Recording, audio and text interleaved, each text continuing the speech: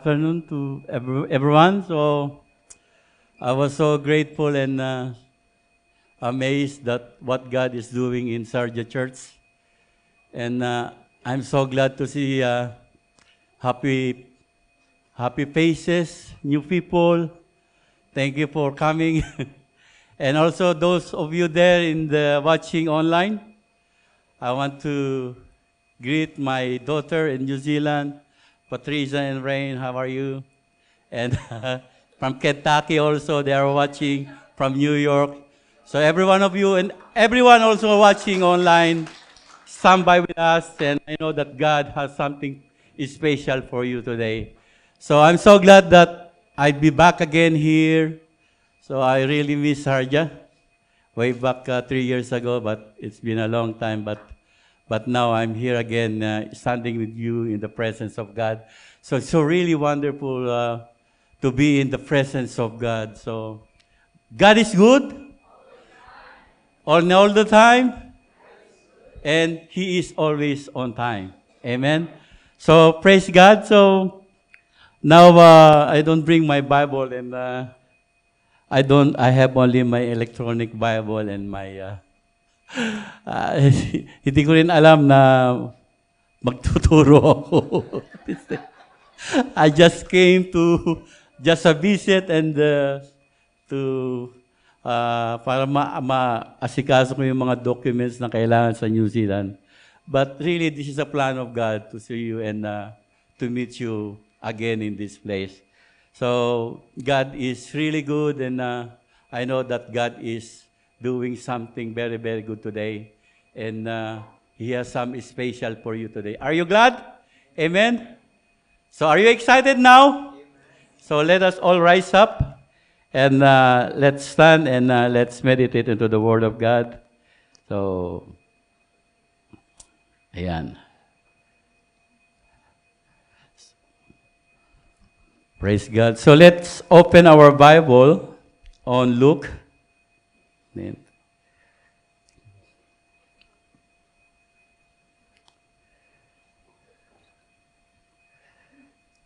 Let's open our Bible on Luke chapter 17.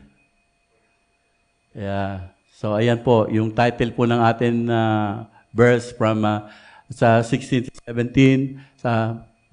Tama po ba? And ating pong title ay 17 to 20 to 21. So let's all read. And when he was demanded of the Pharisees when the kingdom of God should come, he answered them and said, the kingdom of God cometh not with observation, neither shall they say, lo, here, or lo, there. For behold, the kingdom of God is within you. Let us all pray. Father in heaven, we thank you, Lord God, for this wonderful day. Thank you for your presence. You are amazing God, Lord God. You are an awesome God.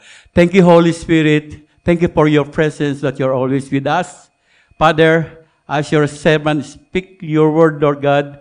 Let it become my mouthpiece, Lord God. Let your word that flow out in my mouth will become a living oracles and minister to the needs of your people in this place. Father, I don't know them, Lord God. I don't know what they went through, Lord God. Hindi ko po alam, Panginoon, ang kanilang mga suliranin sa oras na ito. Hindi ko alam, Panginoon, kanilang mga pinagdadaanan. But we believe, Lord God, that there is one God that knows everything. And Father, I pray, Lord God, as your servant speak, Lord God, let your word minister to us, Lord God. Hallelujah. And Father, I pray, Lord God, I can do nothing without you, Lord. Itago mo ko sa likuran ng iyong cross upang hindi ako makita dakilang Diyos. Ikaw ang makita at ikaw ang mataas sa dakong ito. Let your name be glorified. And Father, let your Spirit be with us. I ask your Holy Spirit right now, Lord God, to teach us. Give us wisdom. Give us understanding to understand your word today. In Jesus' mighty name we praise. Amen and amen. Praise God. So, let us all sit down. Praise God. So the title is The Fivefold Blessing of God. Yan po yung, that's the title of our preaching today. So, when Jesus Christ was on earth, He is preaching from town to town, city to city in Israel, preaching the kingdom of God. So, this is really something special about the kingdom of God. So, when God said, period yun, pag sinabi niya. When God said, kapag inuna mo ako, gagawin niya yung sinabi niya. Kaya maraming mga tao na inuuna lagi yung mga material na bagay, inuuna lagi kung ano isusot nila, inuuna lagi yung mga gadget, pero hindi po ang sabi ng ating Panginoon. But seek ye first the kingdom of God and His righteousness, in all these things shall be added unto you. Amen? So napakaganda po yun. Meron pong promise na inuuna dapat natin ang kingdom of God. So, the title is the fivefold blessing of the kingdom of God. Ano po yung nilalaman ng fivefold blessing of the kingdom of God? Unang-una po, dahil po sa kingdom of God, meron po tayong tinatawag na forgiveness. And meron po tayong tinatawag na tinanggap na righteousness. Amen. Tingnan po natin yon, mga kapatid. Because of the cross of Jesus Christ, receive forgiveness of sin and receive the righteousness of God. Hallelujah.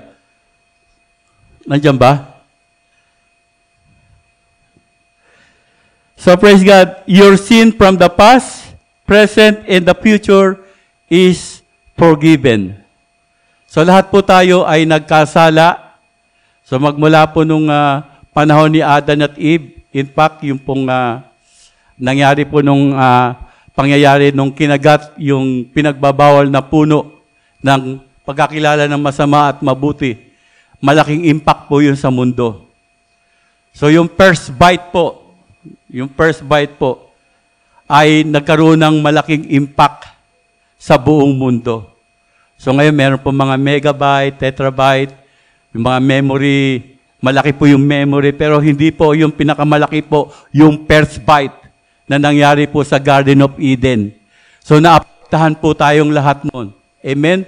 At hanggang ngayon, makikita natin yung ating apple, no? Bakit merong kagat, no?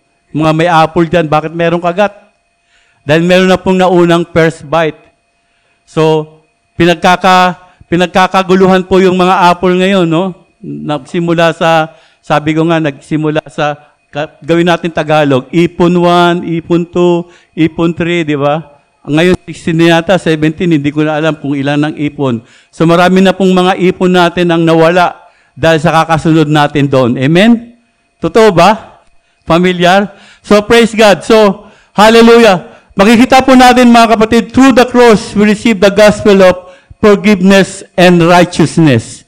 In 2 Corinthians chapter 5, verse 21, he said, For he hath made him to be sin for us, for who knew no sin, that we might be made the righteousness of God in him. Hallelujah! Praise God! So, naging right tayong lahat.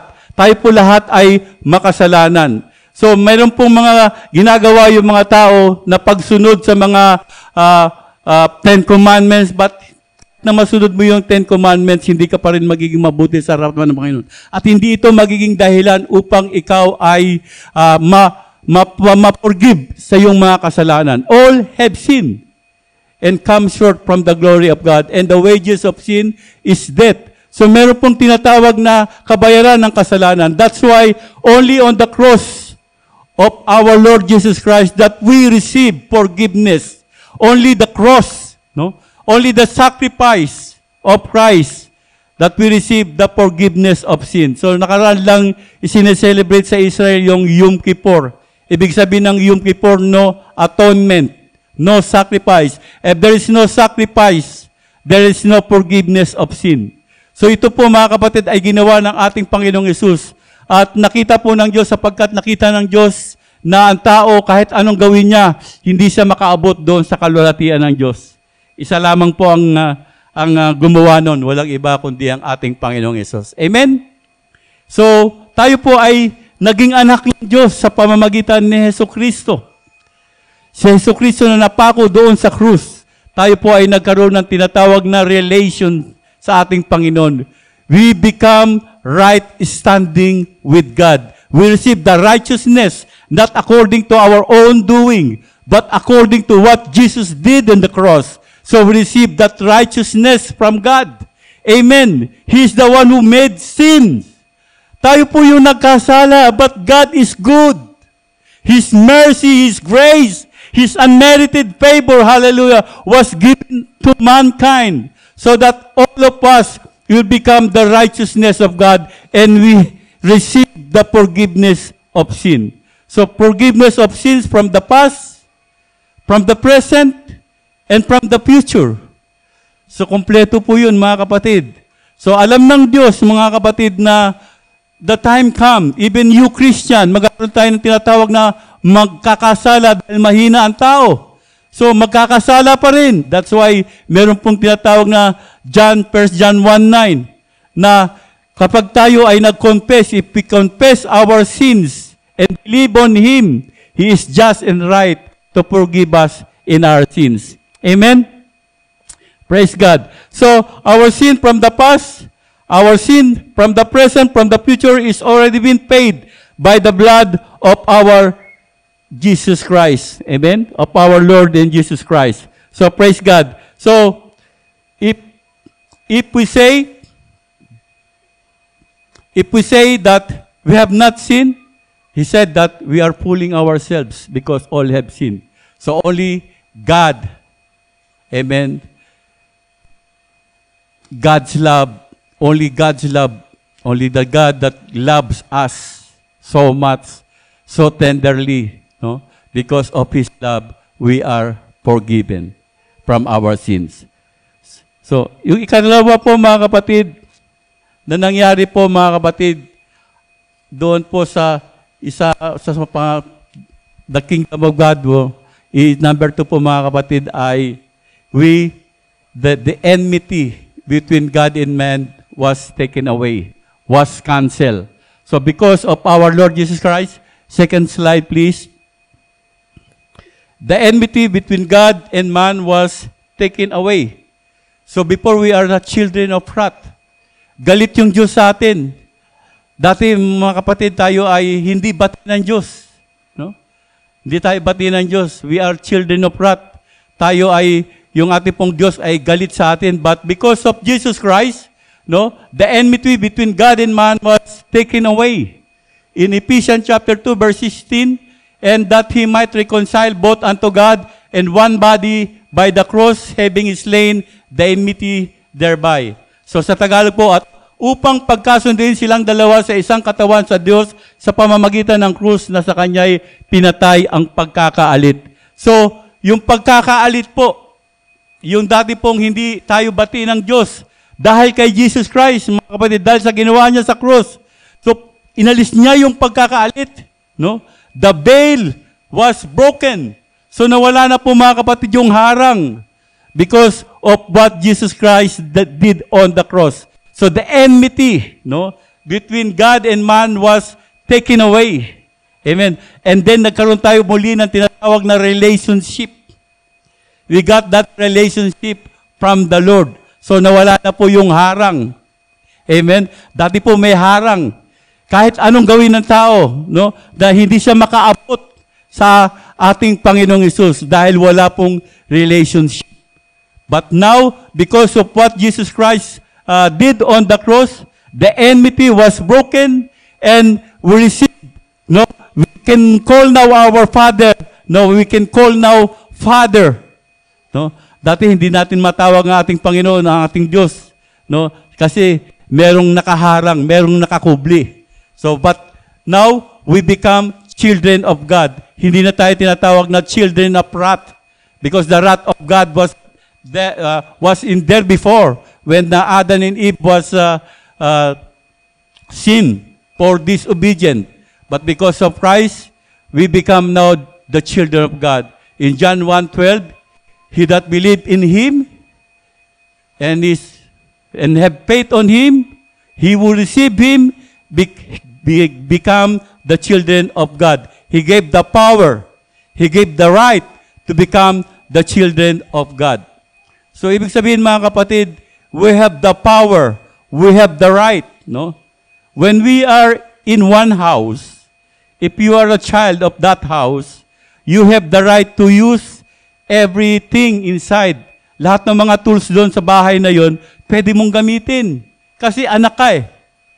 So lahat nung nandoon sa bahay na yon, yung mga gamit na nandoon, pwede mong gamitin dahil anak ka niya, meron kang right to use it. Ganon din po sa ating Panginoon. Dahil tayo po ay anak na ng Diyos, dahil tayo po ay nasa kingdom na ng Diyos, yung mga gamit doon, pwede natin gamitin.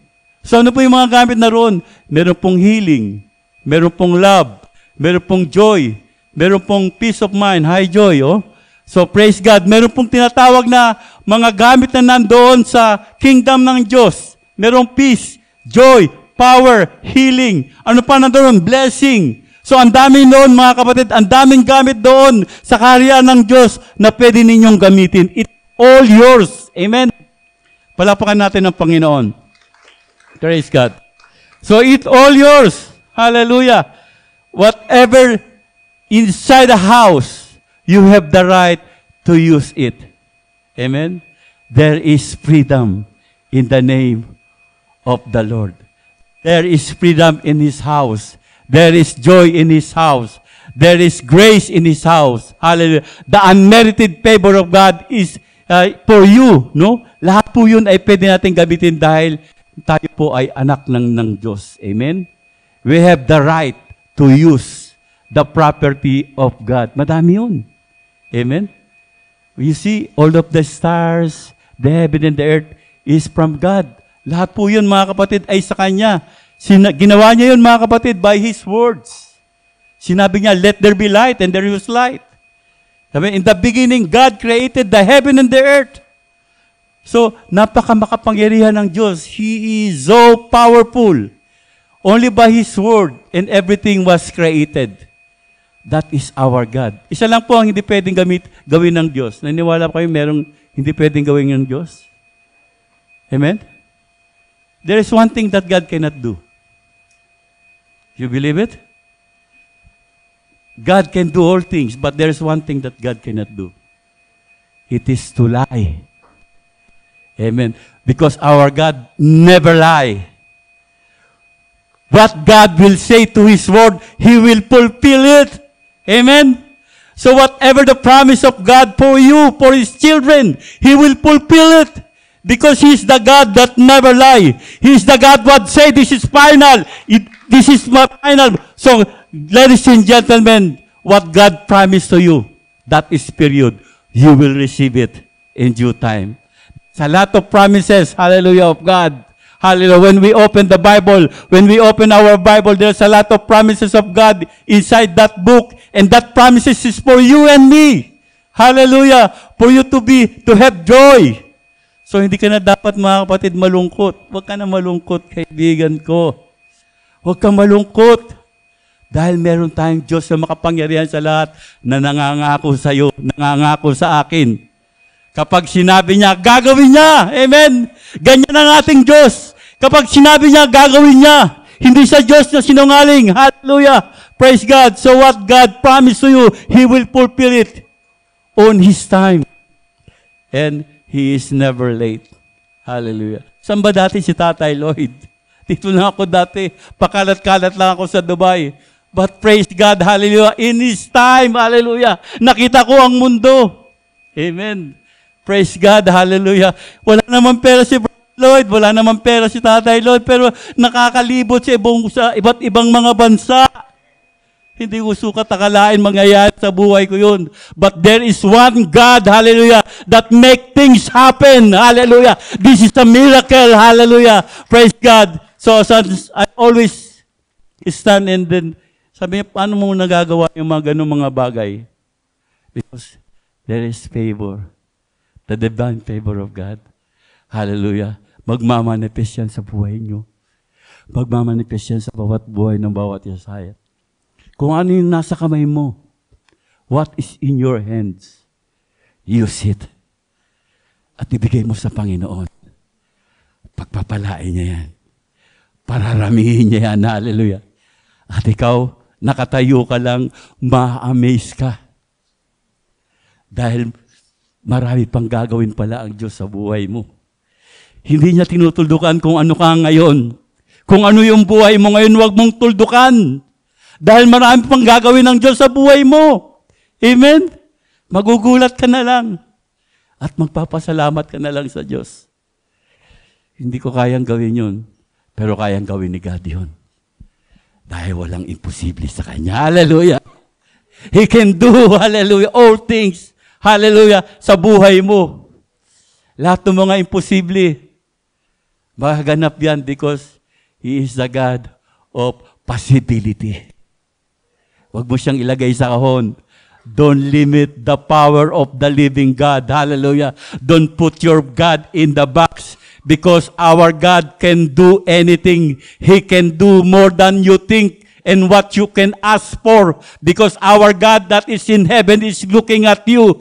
He knows what you need. And He knows what is best for you. And He knows, hallelujah, and He knows, hallelujah, that what best for you is coming. Hallelujah.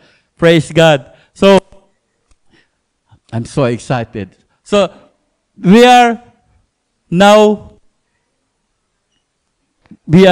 in front of our God because the enmity, the veil, or the wall was broken. We can now stand in front of our God. We can now come to the holies of holies. We can enter now to the door of God and we can ask, hallelujah, everything that we need. Hallelujah. We can ask now because our God is waiting for us. The Bible says, hindi ka tumatanggap dahil hindi ka humihingi. Humingi ka at ikaw ay tatanggap. Amen?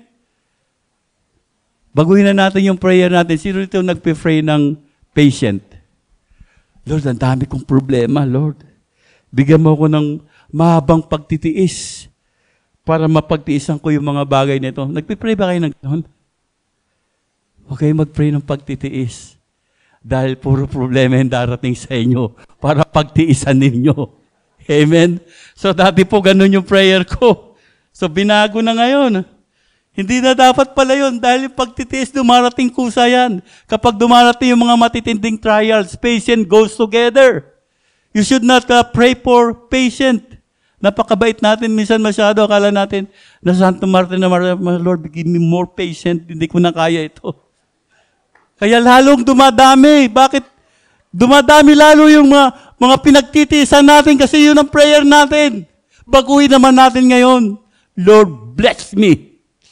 Lord, bless me. Hallelujah. Bless me, Lord. Amen. Praise God. Ang daming ipagpe-pray. Huwag yung patient. Amen. Pag-pray natin yung blessing. At tayo po'y patuloy na pagpapalain ng ating Panginoon. Hallelujah. Praise God. Hallelujah. So, ayan po mga kapatid. The enmity between God is already taken away. So we can come now to our God boldness. Amen. With boldness we can come, we can shout, and everything we need. Sabihin po natin, no? Sabihin po natin mga kapatid, sometimes we are dreaming. Dream big. Huwag kang mag-dream ng small. Dream big. Hindi naman ikaw gagawa eh. At libre lang ang mangarap. Walang bayad, mangarap. Pero samahan mo pa ng panalangin. At ikaw ay ma-amaze na yung pangarap mo lang dati, totoo na pala. Hallelujah. Praise God. Sapagkat nakinig sa iyo ang Diyos at naghintay ka. Hallelujah. In His time. Hindi siya na late. Magugulat ka na lang at ma-amaze ka sa gagawin ng Diyos sa buhay mo. Hallelujah. Dahil gusto ng Diyos na maging masaya ka. Amen? Nais ng Diyos maging masaya ka. Kayo mga couple dito, hallelujah, kaya kayo ay naging dalawang mag-asawa, meron pong tinatawag na agreement, no? Kaya pag magpipray kayo, yung isa mag-a-agree. Yes, Lord, yes, Lord. Andun po yung power. If there is 2 or 3 agree together, whatever they bind here on earth will be bound in heaven. Whatever they loose on earth will be loose in heaven. So, the secret is agreement. Kaya dapat magpipray kayong dalawa. So merong mag-a-agree. Yes, Lord. Amen. And mag-a-amaze ka. magugulat ka na lang na darating yung tinatawag na sagot ng Diyos sa panalangin ninyong mag-asawa. Amen? Amen? Praise God. Yung mga wala pang asawa, maghintay lang kayo at mag-pray kayo. Darating yan. Gusto niyo? Amen. Darating yan. Praise God. So, amen. Yung ikatlo po, mga kapatid, hallelujah. Number 3, He delivered healing to us. Number 3, blessing that we receive from the cross is He delivered healing to us. In Mark chapter 16, verse 16 and 18, He that believed and is baptized shall be saved, but he that believeth not shall be damned. And these signs shall follow from them that believe. In my name shall they cast out devils. They shall speak with new tongues. Kanina may nagtatangs, no? They shall take up serpents, and if they drink any deadly thing, it shall not hurt them. They shall lay hands on the sick, and they shall recover. Teka muna, meron ditong, they shall drink any deadly thing. Huwag kayong iinom ng lason, mga kapatid. So ito po yung siguro yung kapag nilalason ka, hindi mo alam. Pero pinag-pray mo yun, kaya dapat nagpipray tayo ng kinakain at iniinom natin. Hindi ka raw tatalaban. No? Huwag mo naman sadyain. Alam mong lason, iinom ka, di. Ano mangyayari? That is suicide. So wala, patay, siyempre. Sinadya mo eh. Pero, so, hindi po yung ganun ang ibig sabihin nun, ha? No? So, wag po nating ma-misinterpret yung sinasabi ng salita ng Panginoon. So, they will take up serpents. Huwag tayo kukunin ng cobra. Mamaya tuklawin tayo. Patay. Diba? So, hindi po yun, mga kapatid. So, ibig sabihin po yung mga serpents, they are serpents, no? Yung mga sakit at karamdaman, no? Ito po yung mga serpent na sumisira ng ating mga kalusugan. So, they take it, but sabi ron, mga kapatid, sa last, they shall lay hands on the sick, and they shall recover. Praise God. Thank God. Yung mga anak ko po, mga kapatid, nagsilaki, but never I bring them in the hospital. Merong na-confine. Dahil naniwala po ko sa power ng prayer. You shall lay hands on them, and they shall recover. Hallelujah. Maliliit pa sila, nililehens ko na sila. Nililehens ko yung nanay ko at natatay ko kapag natutulog yung mga kapatid ko. So yung mga anak ko, nung mga bata pa, nililehens ko yan kapag natutulog. Praise God. Merong power sa pangalan ni Jesus. There is power in the name of Jesus. Hallelujah. Binayaran niya na yan eh. So makikita natin sa Isaiah chapter 53 verse 5, ang sabi ron, but He was pierced for our transgressions. He was crushed for our iniquities. The punishment that brought us peace was on Him, and by His wounds we are healed. 700 years ago, Prophet Isaiah saw this. This is Prophet Isaiah saw that there is healing. Kaya makita natin yung healed, merong ED, ibig sabihin past tense. Past tense na agad. Wala pa si Jesus Christ. But Prophet Isaiah already saw that because of His wounds, we are healed. Believe it. Manampalataya at maniwala tayo sa salita ng Panginoon. Meron pong tinatawag na healing. Amen? Bukod pa yung healing natin, mga kapatid. Merong healing, mga kapatid. Hallelujah, praise God. Ang dami. Ang daming resources inside the kingdom of God. Hallelujah. Nakakahiling ka na. Nahihil ka pa. Amen. Praise God. So hallelujah. Purihin ang Diyos. Hallelujah. When I was in Israel, I saw in my eyes yung nail na tumusok sa kamay ng ating Panginoon. I see the nails that pierce on His feet. And I see the crown of thorns na nilagay doon sa ulo ng ating Panginoon. I see the stone where our Jesus Christ will lay His body. I see with my own eyes when God bring me to Israel. That His word is real. Hallelujah. My eyes was open and everything we read in the Bible was real. Hindi po siya nagbibiro.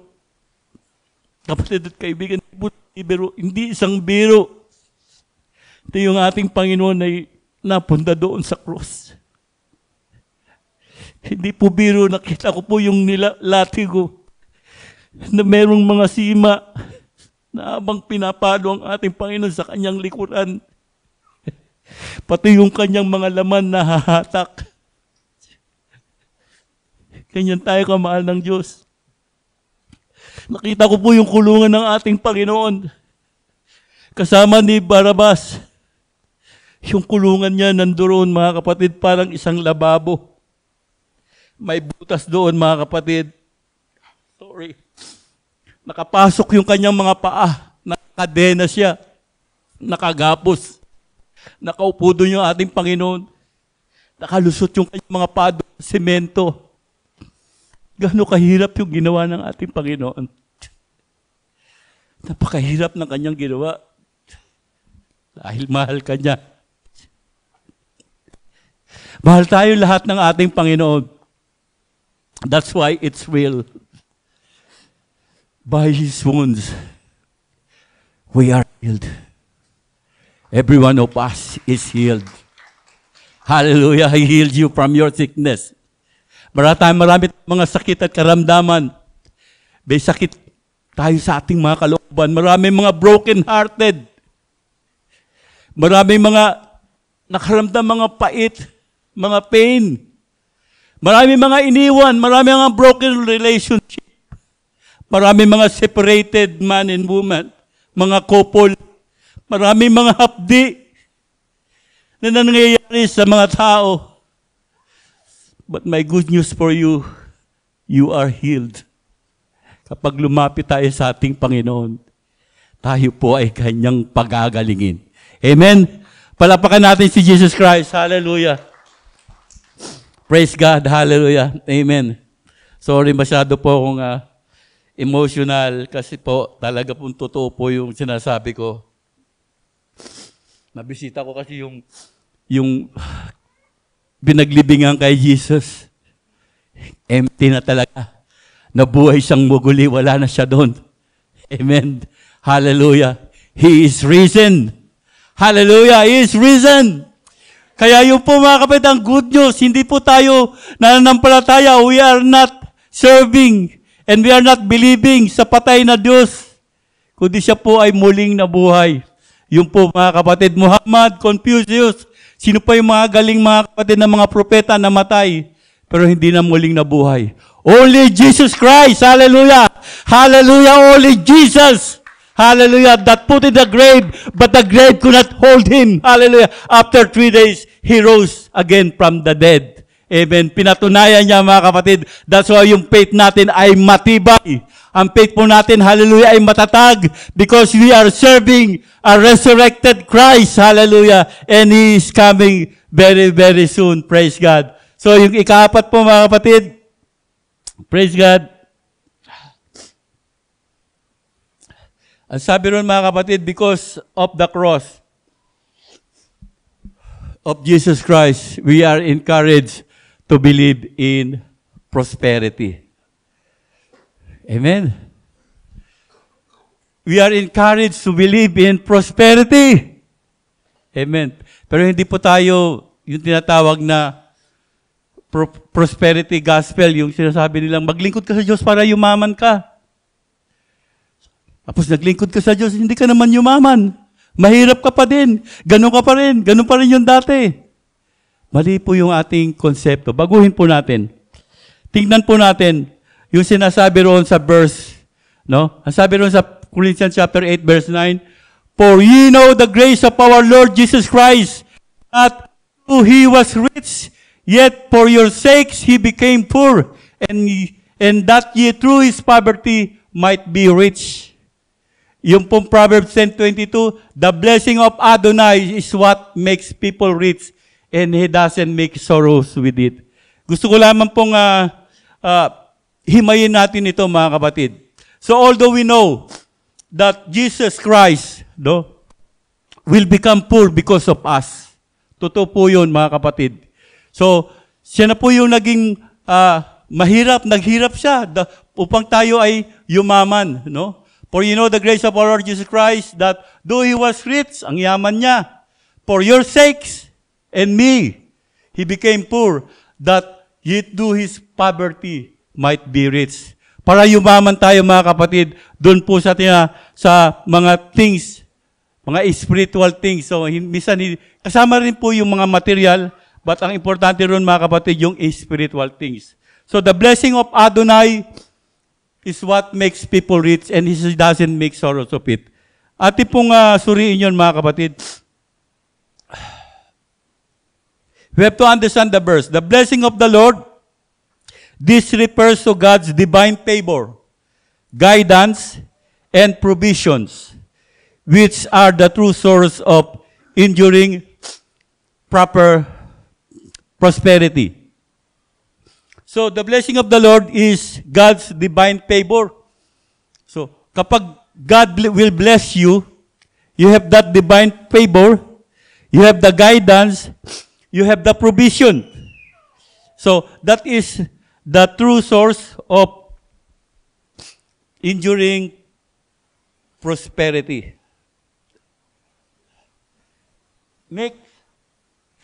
Makes one rich.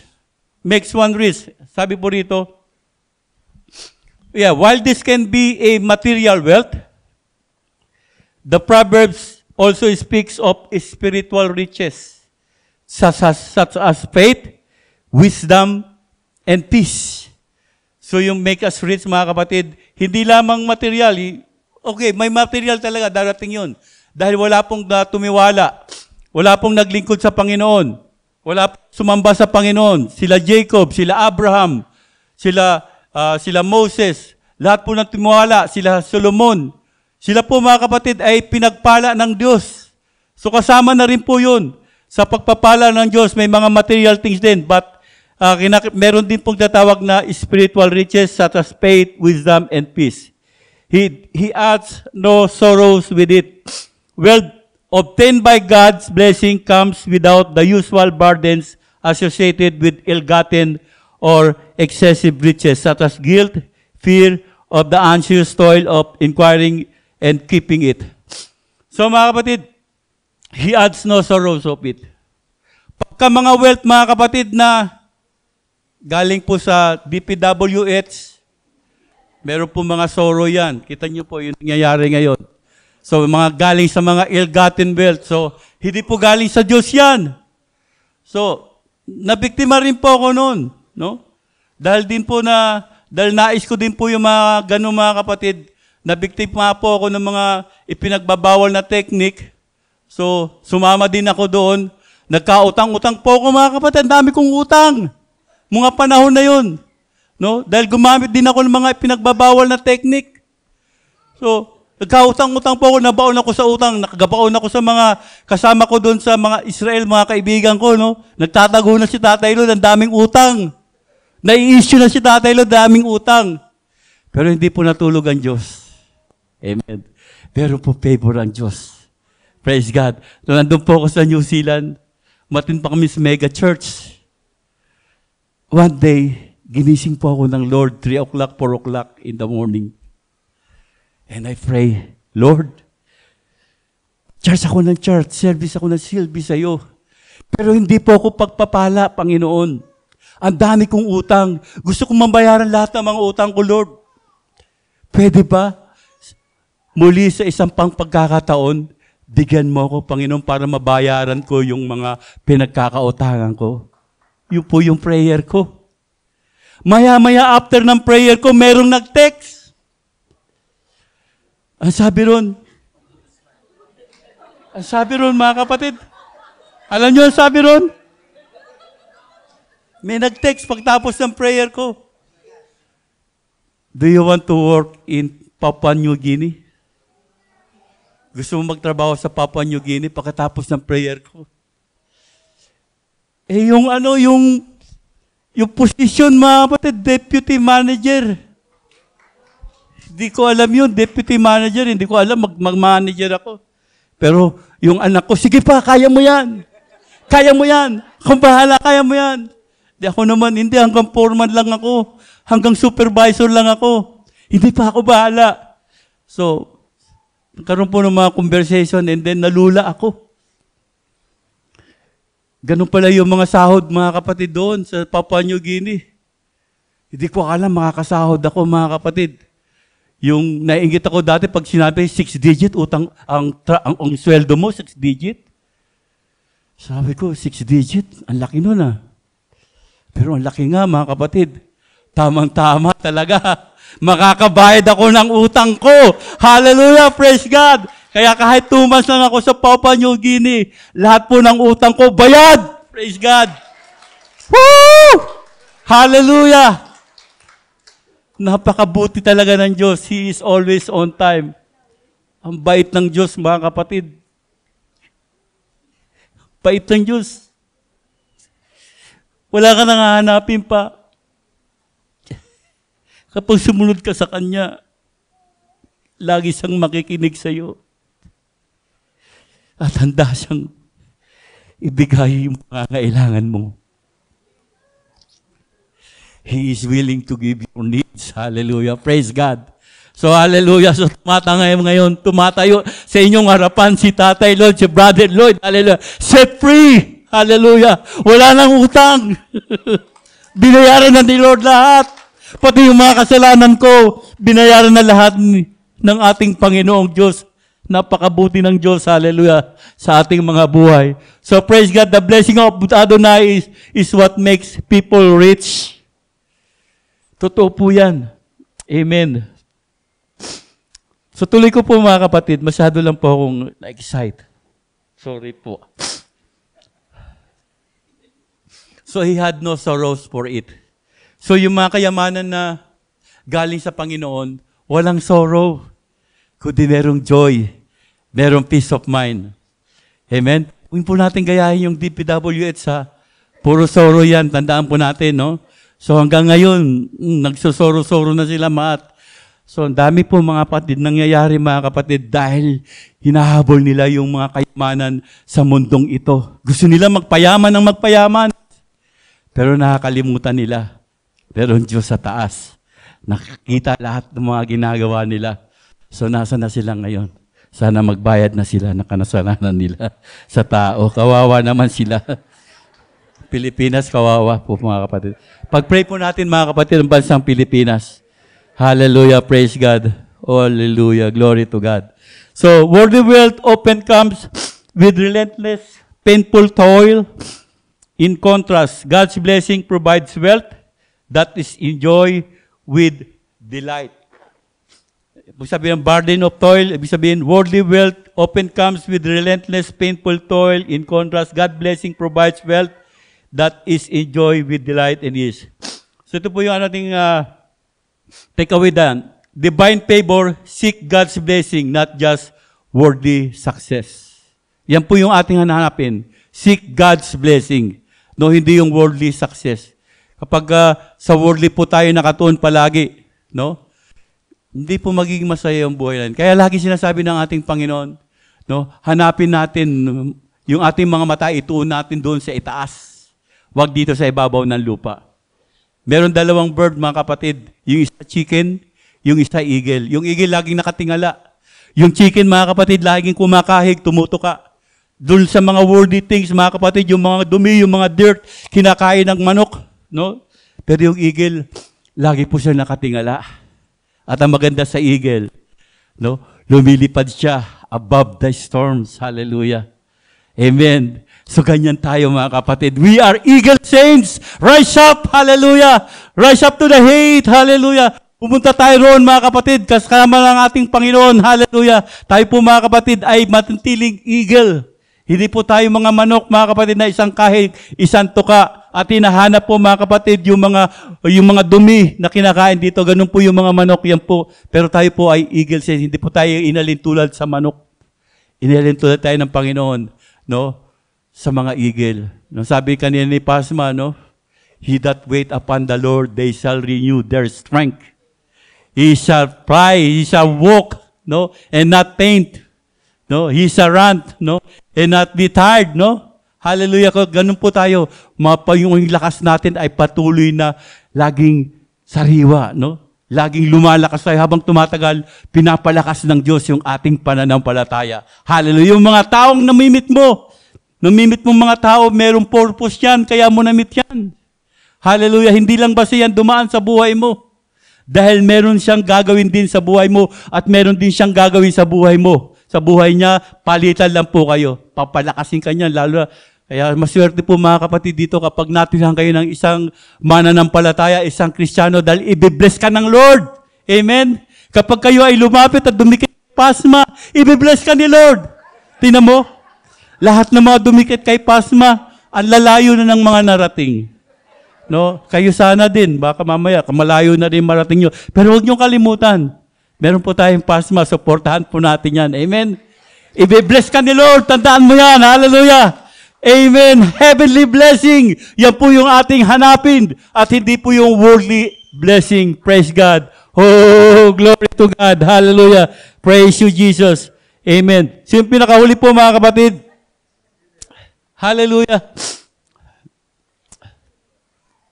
Sabi ron, through Jesus Christ, we are victors over death and hell.